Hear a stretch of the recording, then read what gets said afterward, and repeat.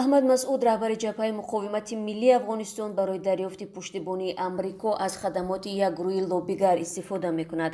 ба навиштаи New York Times, Роберт Страйк, як ширкати лоббистӣ, ин корро барои ӯ бепул анҷом медиҳад.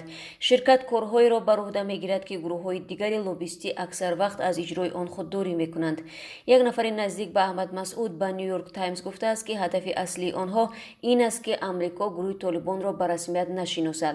дар ҳамин ҳол шуморе аз лоббистҳо гуфтанд ки толибон низ барои ба даст овардани ҳимояти амрико талош доранд, аммо ба далели таҳримоти ҷоришуда рӯшан нест ки онҳо то куҷо муваффақ мешаванд. бо вуҷуди ба даст овардани қудрат ва таъсиси ҳукумат бо раҳбарии муҳаммад ҳасани охунд, то ҳол ҳеҷ кишваре гурӯҳи толибонро эътироф накардааст.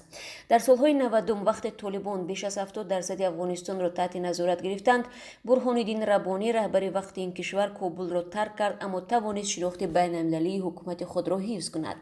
баъд аз фирори Ашраф Ғанӣ, раҳбари барканоршудаи Афғонистон, Амролло Солеҳ муовини ӯ худро иҷрокунандаи вазифаи президент эълон кард, аммо ҳеҷ як кишвар дар ин бора вокуниш накардааст. Солеҳ рӯзи 15 август қабл аз омадани толибон ба Кобул ба вилояти Паншер рафта буд ва ҳоло макони ӯ маълум нест.